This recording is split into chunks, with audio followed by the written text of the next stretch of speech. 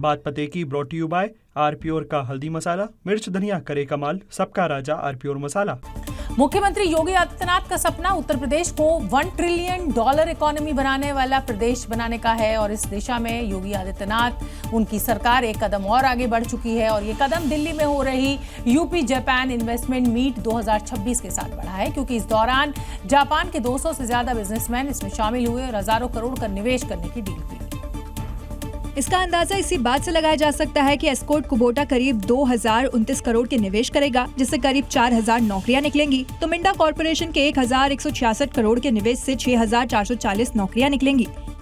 Japan land of the rising sun है और Uttar Pradesh land of the Surya Vansh है,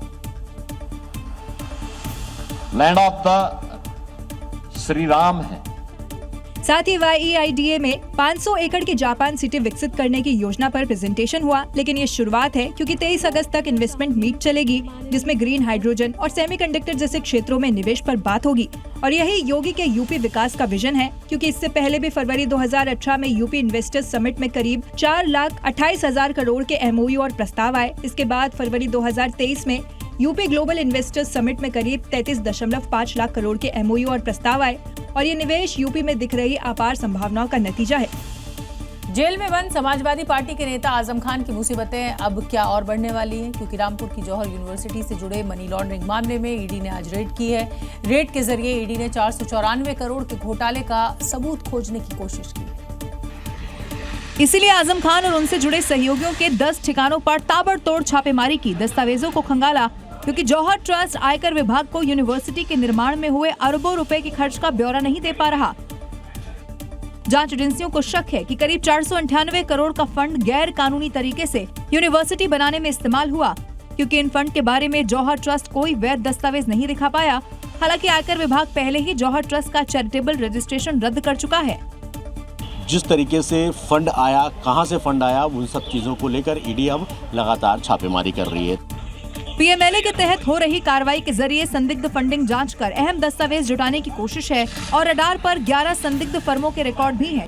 सबसे बड़े जिम्मेदार इस घटना के अखिलेश यादव जी और शिवपाल यादव जी हैं। जौहर यूनिवर्सिटी का विवादों से पीछा नहीं छूट रहा, क्योंकि कुछ दिन पहले यूनिवर्सिटी की 40 में से 38 इमारतों को गिराने के आदेश थे, लेकिन उस पर अंतरिम रोक है, जिस पर 25 अगस्त को सुनवाई होनी है। लेकिन उससे पहले ईडी की रेड आजम खान की टेंशन बढ़ा रही है। उत्तर प्रदेश में अगले साल होने वाले विधानसभा चुनाव में समाजवादी पार्टी और कांग्रेस के गठबंधन से पहले ही सियासी रुझान कहीं ना कहीं लग रहा है, ऐसा आ रहे हैं। सहारनपुर में एक बैठक हुई, इसमें समाजवादी पार्टी के विधायक और कांग्रेस सांसद के बीच तीखी नोकझोंक सामने आई। दरअसल सहारनपुर में जिला विकास समन्वय और निगरानी समिति की बैठक के दौरान एक नाले के निर्माण को लेकर SP विधायक आशु मलिक और कांग्रेस सांसद इमरान मसूद के बीच बहस छिड़ गई। सवाल मेरा है, वो क्यों बोल रहे हैं? अरे ये भी कोई बात है, आपका सवाल है, कोई दूसरे का चित्र नहीं है, ये क्या बात हो गई? आप ही पूछिए, आप दिशा की मीटिंग है, कोई दिशा की मीटिंग नहीं है। नहीं दिशा की मीटिंग है, नहीं हम नहीं बर्दाश्त, नहीं नियम से चलेंगे। ये विवाद इतना बढ़ गया कि दोनों नेता एक दूसरे पर तंज कसने लगे। जनता नहीं पकौड़ी खाने थोड़े आए, चाय पकौड़ी कौन खिला रहा आपको? लेकिन आप नियमों में रहिए, आप सिरा जानते हैं, नियमों में रहिए, आप नियमों में रहिए। अरे हम आपसे आप नियमों में रहिए। वहीं इस दौरान वहां बैठी SP विधायक इकरा हसन विवाद में मुस्कुराते हुए दिखाई दी, हालांकि बाद में वो अपने काम में जुट गयी।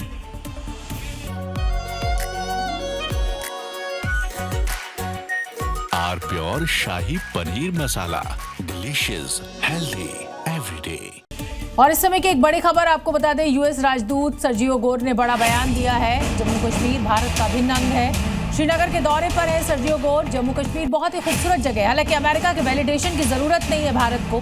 भारत ये जानता है, भारत के लोग ये जानते हैं कि कश्मीर जो है वो भारत का अभिन्न अंग है। हालांकि जो बयान सर्जियो गोर ने दिया है वो पाकिस्तान के लिए जरूर कहीं ना कहीं इशारा हो सकता है कि वो पाकिस्तान जो विश्व पटल पर ये कहता है कि कश्मीर उसका होगा, कश्मीर आजाद होगा, उनको कहीं ना कहीं अमेरिका ने जरूर संदेश दिया है। सुन लेते हैं क्या कुछ कहा। of India, and so I'm here visiting for the first time. It is an incredibly beautiful place, and so I'm thrilled to be here, thrilled to see this place. अगली खबर बिहार से, जहां राजधानी पटना में तेजस्वी यादव की अगुवाई में आरजेडी ने सड़क पर हल्ला बोला। यहां नीट पेपर लीक और सिवान में AK-47 फायरिंग कांड के विरोध में राजभवन कूच किया गया, जिन्हें रास्ते में ही बिहार पुलिस ने रोका और इसके बाद आरजेडी कार्यकर्ताओं ने जमकर बवाल मचाया। इस दौरान कार्यकर्ताओं ने जमकर नारेबाजी की, जगह जगह पुलिस के लगाए बैरिकेडिंग्स तोड़ दिए और जब हालात बेकाबू होने लगे तो पुलिस ने वाटर कैनन का इस्तेमाल किया। दरअसल 25 जुलाई को सिवान में छात्र आंदोलन के दौरान फायरिंग के विरोध में आज तेजस्वी यादव ने सम्राट सरकार के खिलाफ राजभवन मार्च निकाला, लेकिन भारी पुलिस बल ने बैरिकेडिंग लगाकर तेजस्वी और उनके कार्यकर्ताओं का रास्ता रोक लिया था, जिसके बाद आक्रोशित कार्यकर्ता बैरिकेडिंग तोड़कर आगे बढ़ने लगे। इसके बाद प्रदर्शनकारियों को काबू में करने के लिए पुलिस ने वाटर कैनन का इस्तेमाल किया। इससे कोई फर्क पड़ने वाला नहीं है, जनता जाग चुकी है, सड़कों पर है, सरकार को जो है झुकना ही पड़ेगा। पानी के बौछार के बाद तेजस्वी, मीसा भारती समेत कई नेताओं को पुलिस ने डिटेन कर लिया। जेल भेजने से हम लोग डरने वाले लोग नहीं हैं। अच्छी शिक्षा व्यवस्था के लिए, अच्छी स्वास्थ्य व्यवस्था के लिए, बिहार को आगे बढ़ाने के लिए, बिहार के भविष्य को बेहतर करने के लिए हम लोग हमेशा आवाज उठाते रहेंगे, लड़ाई लड़ते रहेंगे।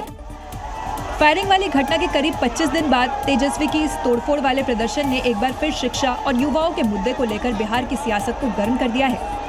आम आदमी पार्टी नेता सत्येंद्र जैन को राउज एवेन्यू कोर्ट ने 14 दिनों की न्यायिक हिरासत में भेज दिया है। दिल्ली जल बोर्ड से जुड़े सीवर ट्रीटमेंट प्लांट के नाम पर हुए इस कथित घोटाले का असर पंजाब चुनाव पर भी पड़ता दिख रहा है, क्योंकि सत्येंद्र जैन ने अपनी गिरफ्तारी को लेकर गंभीर आरोप लगाए हैं। कोर्ट में पेशी पर ले जाते वक्त सत्येंद्र जैन ने कहा कि गिरफ्तारी राजनीति से प्रेरित है, क्योंकि वो पंजाब में आम आदमी पार्टी के सह प्रभारी हैं। एसीपी का आरोप है कि एसटीपी अपग्रेडेशन के टेंडर की शर्तें एक खास कंपनी को फायदा पहुंचाने के लिए बदली गई थी और सत्येंद्र जैन के खिलाफ 11 मई 2024 को केस दर्ज हुआ था। अब 18 अगस्त को उन्हें गिरफ्तार किया गया और यही 18 वाला संयोग उनका पीछा नहीं छोड़ रहा, क्योंकि मनी लॉन्ड्रिंग मामले में 872 दिन जेल में रहने के बाद वो 18 अक्टूबर 2024 को जेल से जमानत पर बाहर आए थे, लेकिन 18 अगस्त को एसीबी ने उन्हें गिरफ्तार कर लिया है। और दिल्ली जल बोर्ड घोटाले से जुड़ी समय की बड़ी खबर, सत्येंद्र जैन को राउज एवेन्यू कोर्ट ने 14 दिन की न्यायिक हिरासत में भेज दिया है। अंकित श्रीवास्तव को 2 दिनों की पुलिस हिरासत, जमानत अर्जी पर अब 25 अगस्त को सुनवाई होगी। हालांकि सत्येंद्र जैन के वकीलों का ये कहना है कि जिस समय ये टेंडर आया था और ये टेंडर साइन हुआ था, उस समय सत्येंद्र जैन 2022 में जेल में थे। ऐसे में सत्येंद्र जैन इसका हिस्सा कैसे हो सकते हैं? अब अदालत ने जमानत अर्जी पर नोटिस जारी किया है।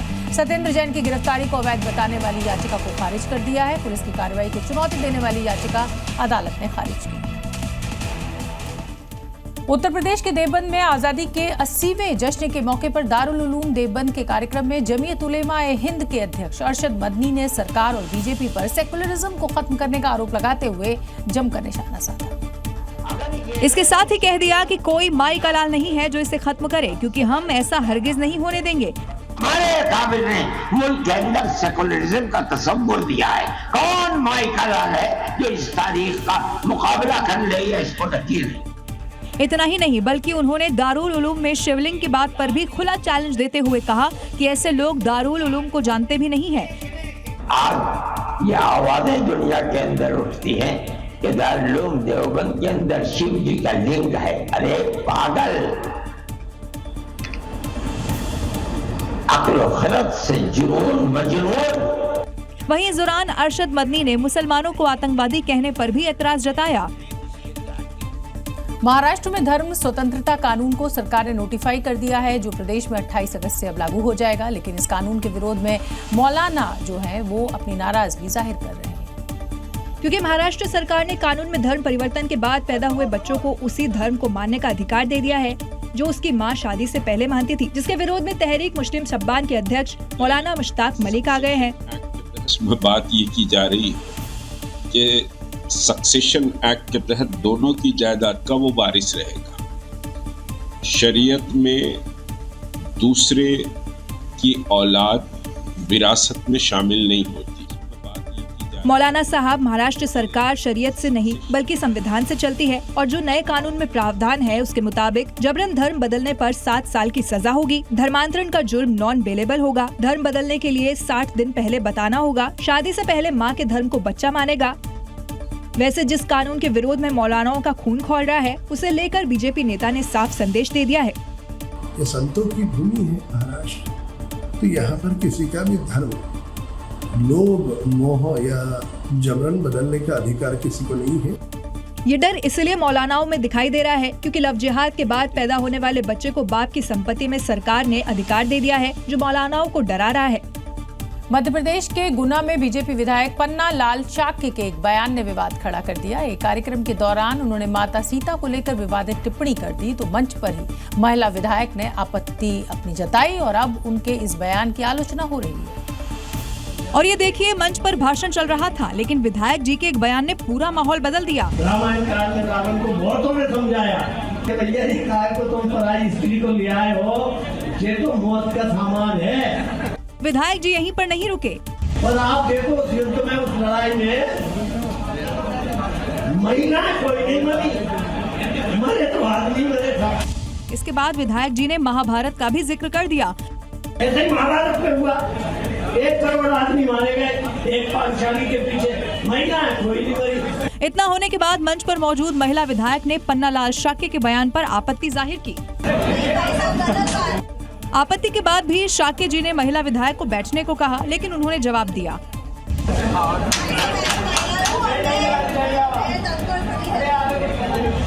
बयान सामने आने के बाद शाक्य की आलोचना शुरू हो गई है। सोशल मीडिया पर लोग उनके बयान को लेकर अब सवाल उठा रहे हैं। नोएडा में एक गैराज से करीब 1.5 करोड़ रुपए की चोरी के मामले में पुलिस ने बड़ा खुलासा किया है। 6 आरोपियों को गिरफ्तार भी कर लिया गया है और उनके कब्जे से 1 करोड़ 48 लाख रुपए कैश बरामद भी किया है। पुलिस ने आरोपियों तक पहुंचने के लिए करीब 500 सीसीटीवी खंगाले। और ये तस्वीरें देखिए, करीब 10-15 डिब्बे हैं जिनमें कोई छोटी मोटी रकम नहीं बल्कि करीब 1.5 करोड़ रुपए हैं। 500 रुपए के नोटों की 296 गड्डियां शामिल हैं और पुलिस की गिरफ्त में 6 आरोपी है।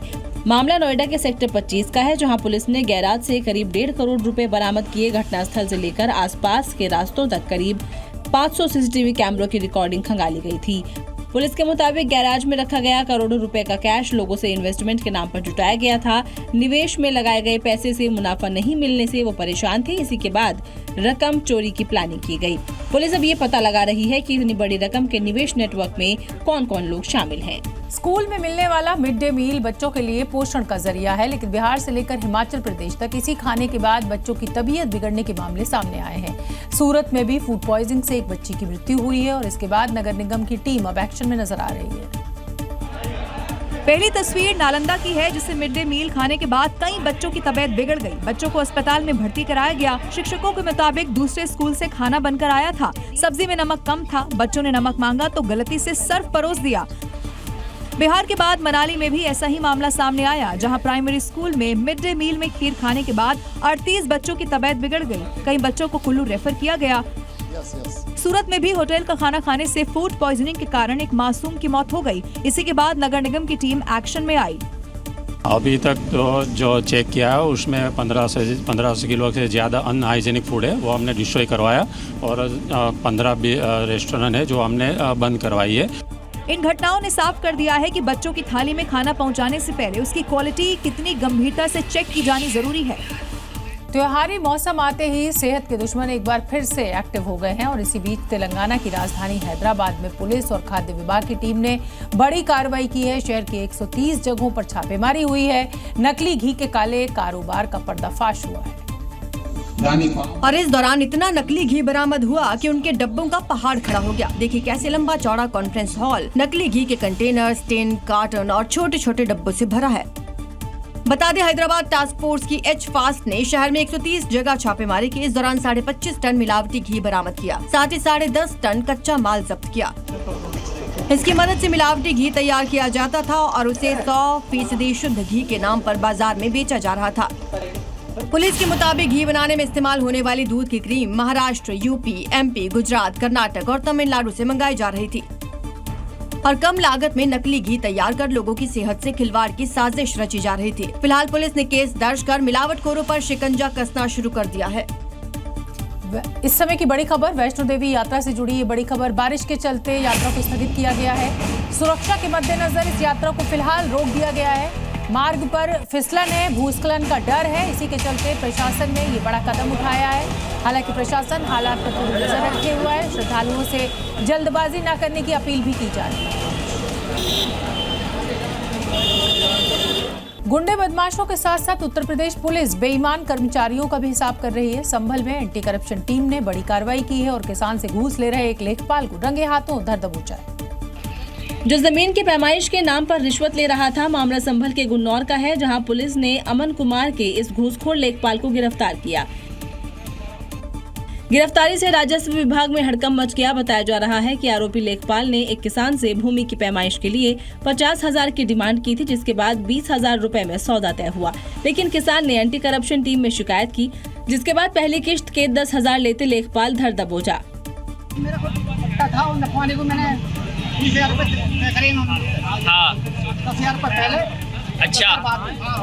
फिलहाल किसान से रिश्वत लेने वाला बेईमान लेखपाल योगी फोर्स की गिरफ्त में है और पुलिस ने उसके कब्जे से घूस के 10,000 रुपए भी बरामद कर लिए हैं। संभल की ये घटना बाकी कर्मचारियों को सख्त संदेश है कि यूपी में रिश्वतखोरों को योगी फोर्स छोड़ती नहीं है। तेलंगाना में एक ज्वेलरी की दुकान में चोरी करने का मामला सामने आया है, जहां कुछ महिलाएं बुर्का पहनकर पहुंची, दुकान में घुसी और यहां कुछ खरीदने के नाम पर महिला कर्मचारी का ध्यान भटकाया और फिर सोने की चेन लेकर फरार हो गई। तस्वीरों में देखिए, कुछ महिलाएं दुकान के अंदर बुर्का पहनकर बैठी हैं, जबकि एक महिला कर्मचारी आभूषण दिखा रही है। जैसे ही महिला आभूषण निकालने के लिए घूमती है, वैसे ही बुर्का वाली एक महिला अपने हाथ से काउंटर के नीचे रखे आभूषण को निकाल लेती है। आरोप है कि जहीराबाद में बुर्का पहने इन महिलाओं ने ज्वेलरी स्टोर से 70 ग्राम सोने की चेन चुरा ली।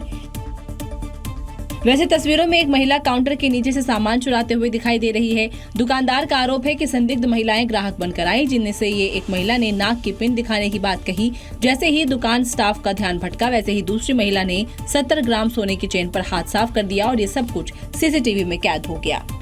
उत्तर प्रदेश में योगी आदित्यनाथ सरकार अपराधियों के खिलाफ जीरो टॉलरेंस की नीति पर काम कर रही है और यही वजह है कि पिछले 24 घंटे के अंदर यूपी में हर 3 घंटे में एक एनकाउंटर हुआ है, क्योंकि मुख्यमंत्री योगी आदित्यनाथ का संदेश साफ है, अगर प्रदेश में कानून व्यवस्था बिगाड़ेंगे तो लंगड़ा करके छोड़ेंगे। मतलब संदेश साफ है कि कानून तोड़ोगे तो पैर तुड़वा कर फिरोगे, जिसकी पूरी पिक्चर योगी फोर्स ने पिछले 24 घंटे में दिखा दी है। चाहे वो इनामी हो या लुटेरा, सबका बुलेट ट्रीटमेंट किया गया है। ये देखिए, गाजियाबाद में बदमाशों के साथ हुई मुठभेड़ में आरिफ और जुबैर नाम के 2 बदमाशों के पैर में गोली लगी, जो अब माफी मांगते हुए सुनाई दे रहे हैं। सर माफ कर दो सर, आप नहीं आने के सर गलती होगी सर। रायबरेली में रेप के आरोपी को पुलिस ने घेरा तो बदमाश मुन्ना कुरैशी ने पुलिस पर फायरिंग कर दी, पर जवाबी कार्रवाई में अपने पैरों से चलने लायक नहीं बचा। वहीं गोरखपुर में 15,000 के इनामी बदमाश को पुलिस ने मुठभेड़ में गोली मार दी। हालात ये है कि अब एक पैर के बल कूदने को मजबूर है। जबकि सहारनपुर में 25,000 के इनामी को पुलिस ने ऐसा सबक सिखाया कि वो अपने पैरों से खड़ा नहीं हो पाया। इतना ही नहीं, मिर्जापुर, गाजियाबाद और कासगंज में भी यूपी पुलिस ने अपराधियों को बुलेट ट्रीटमेंट दिया और 6 बदमाशों को गिरफ्तार किया, जिसमें गोतस्कर से लेकर लुटेरे तक शामिल हैं। उत्तराखंड के देहरादून में दिन दहाड़े चेन स्नैचिंग का मामला सामने आया था। घटना का सीसीटीवी सामने आने के बाद पुलिस ने आरोपी की तलाश की और अब उसका बुलेट वाला इलाज भी हुआ। जवाबी कार्रवाई में अब आप देखिए क्या कुछ हुआ। बिफोर एंड आफ्टर वाली ये दोनों तस्वीरें बता रही है कि उत्तराखंड में भी पीतल वाला मॉडल लॉन्च हो गया है, जो आरोपी अब अपने सहारे चल भी नहीं पा रहा है। इसी ने बुजुर्ग महिला के साथ चेन स्नैचिंग की घटना को अंजाम दिया था। देखिए, देहरादून की पॉश कॉलोनी में अकेली जाती बुजुर्ग के पास एक स्कूटी सवार रास्ता पूछने के बहाने से रुका था और अचानक चेन झपटकर फरार हो गया था। घटना का सीसीटीवी सामने आया और पुलिस ने आरोपी की तलाश शुरू कर दी थी और फिर पकड़ने के दौरान आरोपी ने पुलिस पर फायरिंग की, जिसके बाद पुलिस की जवाबी फायरिंग में ये लंगड़ा हो गया। पुलिस ने आरोपी को गिरफ्तार कर लिया है। मध्य प्रदेश के जबलपुर में 30,000 के इनामी बदमाश आदिल को क्राइम ब्रांच ने गिरफ्तार कर लिया है। आदिल के पास से पुलिस को हथियारों का जखीरा मिला है। क्राइम ब्रांच को मुखबिर से सूचना मिली थी कि कमरे में संदिग्ध गतिविधियां चल रही हैं, जिसके बाद पुलिस ने छापेमारी की, जहां इनामी आरोपी आदिल एक कवर्ड में छिप गया, लेकिन पुलिस ने उसे तुरंत पकड़ लिया। मारूंगा तो 6 राउंड मारूंगा, इसे ऐसे मोहब्बत से आला साहब एक वीडियो बनाने इसका से। जिसके बाद आरोपी आदिल को पुलिस की टीम ने कुछ छिपाते हुए देखा। अब टेंशन तेरे को सूट ना क्या छुपा रहा है तू वहाँ? क्या छिपा रहा है? पिस्टल छिपा रहा है क्या? वहीं आरोपी के पास से हथियारों का जखीरा बरामद हुआ, जिसमें अलग अलग तरीके के हथियार, मोबाइल फोन और कारतूस बरामद हुए। दरअसल मुखबिर से सूचना मिली थी कि एक संदिग्ध कुछ अवैध गतिविधि कर रहा है, जिसके बाद पुलिस ने एक्शन लेते हुए रेड कर आरोपी को पकड़ लिया। उत्तर प्रदेश के कानपुर में एक शोधे ने महिला से छेड़खानी की, लेकिन उसकी ये करतूत सीसीटीवी में कैद हो गई और फिर पुलिस ने 24 घंटे के अंदर छेड़खानी के आरोपी को पकड़ लिया, लेकिन गिरफ्तारी के बाद भी वो पुलिस को अकड़ दिखाता रहा। लेकिन योगी राज में महिलाओं से बदसलूकी बर्दाश्त नहीं होगी और जो महिला सुरक्षा से खिलवाड़ करेगा उसका हिसाब तय है। वीडियो में देखिए, महिला अपने घर के बाहर कुछ फेंकने के लिए आती दिख रही है, तभी आरोपी मौका पाकर उसे गलत तरीके से छूने की कोशिश करता है, लेकिन ये सब पास लगे सीसीटीवी में कैद हो जाता है। पीड़िता का आरोप है कि पुलिस ने आरोपी को नशे में बताकर छोड़ दिया था, लेकिन आरोपी ने दोबारा महिला के घर के बाहर हंगामा कर जान से मारने की धमकी दी, जिसके बाद पुलिस आरोपी को पकड़ने गई, लेकिन वो हनक दिखाने लगा। पहले ये दिखाइए, रिपोर्ट बंद करो यार। फिलहाल पुलिस ने आरोपी को अरेस्ट कर लिया है। उत्तर प्रदेश के मुरादाबाद में आदमखोर की दहशत से गांव वाले परेशान हैं। अभी तक इलाके में 5 तेंदुओं को पकड़ भी लिया गया है, लेकिन अभी भी कई तेंदुए खुलेआम घूम रहे हैं। वहीं कल रात तेंदुए के हमले में एक महिला की मौत हो गई और यही वजह है कि अब इलाके में शिकारी उतर गए हैं। 2 तेंदुओं को पकड़ा गया, लेकिन अभी भी इस गांव में तेंदुआ देखा गया, जिसके बाद तेंदुओं को पकड़ने के लिए यहां पर कॉम्बिंग ऑपरेशन चलाया जा रहा है। इलाके में 20 से 25 गांव प्रभावित हैं।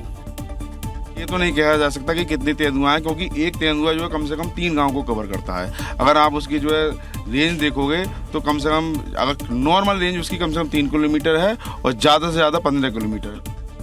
वहीं थर्मल स्कैनिंग के जरिए आदमखोर की मूवमेंट की तलाशी की जा रही है, साथ ही पिंजरा भी लगाए गए हैं। तेंदुआ यहाँ पर आता है, बकरे को देखते ही जब पिंजरे में घुसने की कोशिश करेगा तो उसी दौरान यहाँ पर जैसे ही उस लोहे पर तेंदुए के पैर पड़ेंगे वो गेट खुल जाएगा और उसके बाद इस बकरे तक पहुँचने के लिए ये गेट बंद होते ही तेंदुए को पकड़ में लाया जाएगा। वहीं गांव वाले अब झुंड में चलने को मजबूर है, साथ ही अपने साथ धारदार हथियार भी रख रहे हैं। वहीं मुरादाबाद में एक तेंदुए की वजह से करीब 30 गांवों में खौफ है। गांव वालों ने हाथों में डंडे और धारदार हथियार तो उठा लिए, बावजूद इसके लोगों में दहशत है और यही वजह है कि तेंदुए को पकड़ने के लिए करीब 19 पिंजरे लगाए गए हैं, क्योंकि पूरे इलाके में आदमखोर का खौफ मंडरा रहा है। हम बहुत घबराए हुए हैं, लाते तो हैं चारा, मगर बहुत डरते डरते चारा लाते हैं और बहुत 8, 10, 20 लोग हम संग जाते हैं। गांव वालों ने बचने के लिए हथियार तो रख लिए हैं, लेकिन उन्हें फिर भी डर सता रहा है कि कब आदमखोर कहां से हमला कर दे, पता नहीं। इसके अलावा गांव वालों को ये बताया गया कि जागरूकता फैला गया और इस तरीके से गांव वालों को बुलाया गया कि आपके पास नुकीले हथियार रखें, ताकि अगर आप खेत जाते हैं तो ऐसे हथियारों को लेकर चले। मुरादाबाद में 15 दिनों के अंदर 5 तेंदुओं को पकड़ा गया है। तेंदुए को पकड़ने के लिए आसपास के गांव में 19 से ज्यादा पिंजरे लगाए गए हैं। तेंदुए के हमले में 6 लोग घायल हुए हैं, जबकि 2 लोगों की मौत हो चुकी है। आलम यह है कि मुरादाबाद के करीब 30 गांव तेंदुए के आतंक से प्रभावित है। विभाग के मुताबिक तेंदुए शातिर तरीके से अपना हर मूवमेंट बदल रहे हैं। उत्तर प्रदेश के पीलीभीत में दोस्ती, प्यार, ब्लैकमेलिंग और फिर हत्या वाली गुत्थी सुलझा ली गई है। दरअसल 10 जुलाई को पीलीभीत में एक ट्रक में बैठे ड्राइवर की जलकर मौत हो गई थी। वही मामले में जांच के दौरान जो बातें सामने आई वो चौंका देने वाली है, क्योंकि हत्या करने वाली कोई और नहीं बल्कि ड्राइवर की ही प्रेमिका थी, जिससे मिलने के बाद पहले मृतक बलविंदर के सिर पर लोहे की रॉड से हमला किया और फिर ट्रक में आग लगा दी। केबिन में रखे एक डब्बे जिसमें कि तेल था, वहाँ पे उसको उड़ेल के और उसमें आग लगा दी गई और वहाँ से जो अभियुक्ता है वो फरार हो गई। वहीं पुलिस ने हत्या में इस्तेमाल चीजों को भी बरामद कर लिया है। आरोपी प्रेमिका से पूछताछ में उसने बताया कि वो और बलविंदर 2 साल से प्रेम संबंध में थे, लेकिन वो इसे खत्म करना चाहती थी। लेकिन मृतक ड्राइवर उसके अश्लील फोटो और वीडियो को वायरल कर देने की धमकी देकर उसे ब्लैकमेलिंग किया करता था, जिसके बाद प्रेमिका ने उसे मौत के घाट उतार दिया। अयोध्या में पुलिस ने ऐसा ऑपरेशन मंकी चलाया जिसकी कहानी सुनकर आप भी मुस्कुराने से अपने आप को रोक नहीं पाएंगे। यहाँ बंदर एक दंपत्ति के पैसे लेकर भाग गया और फिर पुलिस ने ऐसी तरकीब निकाली कि बंदर ने आसानी से पैसे वापस कर दिए। घटना का वीडियो भी सामने आया, जिसमें पुलिस बंदर को केला खिलाते हुए दिखाई दे रही है, क्योंकि इसी बंदर के पास पैसों से भरा थैला है। दरअसल ये बंदर एक दंपति का पर्स लेकर फरार हो गया। 42,000 रुपए उसमें थे। पति पत्नी ने बंदर से पैसा छुड़ाने की लाख कोशिश की, लेकिन कामयाब नहीं हो सके। आसपास के लोगों ने भी कोशिश की, लेकिन नाकाम रहे। फिर जब पुलिस को मामले की सूचना दी गई तो पुलिस ने तरकीब निकाली और बंदर को डराने भगाने के बजाय केला खाने को दे दिया। फिर बंदर केला खाने में बिजी हो गया और पुलिस से पैसों का थैला दंपति को सौंप दिया, जिससे दोनों के चेहरे पर मुस्कान आ गई। लगातार बारिश और बांधों से छोड़े जा रहे पानी ने संगम नगरी प्रयागराज की चिंता को बढ़ा दिया है। गंगा और यमुना का जलस्तर 4 दिनों में 2 मीटर से ज्यादा बढ़ चुका है। करीब 11 लाख क्यूसेक पानी छोड़े जाने से ये तबाही यहां पर मच सकती है। इलाहाबाद हाईकोर्ट ने भी डीएम और नगर आयुक्त को तलब किया है। और ये तस्वीरें दिखा रही हैं कि अब प्रयागराज में बाढ़ का खतरा लगातार बढ़ता जा रहा है। जिला प्रशासन ने अलर्ट जारी किया है। हालात इसलिए भी चिंताजनक है क्योंकि कानपुर बैराज, नरौरा बांध, हरिद्वार बैराज और केन बेतवा जैसी नदियों से पानी छोड़ा गया। करीब 11 लाख क्यूसेक पानी प्रयागराज की तरफ आ रहा है, जिसके बाद प्रयागराज के 100 गांव और करीब 20 मोहल्ले डूबने की कगार पर हैं। हालांकि पहले ही लोगों को डूबे हुए घरों से सुरक्षित निकालने के लिए रेस्क्यू टीमें नाव के जरिए ऑपरेशन चला रही हैं। लेकिन मामला अब हाईकोर्ट पहुंच गया है, क्योंकि जज समय पर नहीं पहुंचे तो कोर्ट ने प्रयागराज के डीएम और नगर आयुक्त को तलब कर लिया। सवाल किया कि समय रहते जरूरी कदम क्यों नहीं उठाए गए। अब प्रशासन के सामने लोगों को सुरक्षित रखना और बढ़ते पानी के बीच व्यवस्था को संभालने की चुनौती है।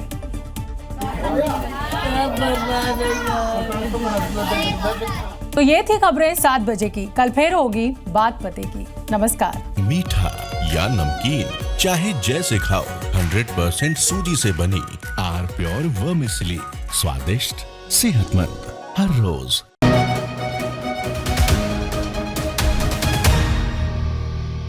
बात पते की brought you by R Pure का हल्दी मसाला, मिर्च धनिया करे कमाल, सबका राजा आर प्योर मसाला।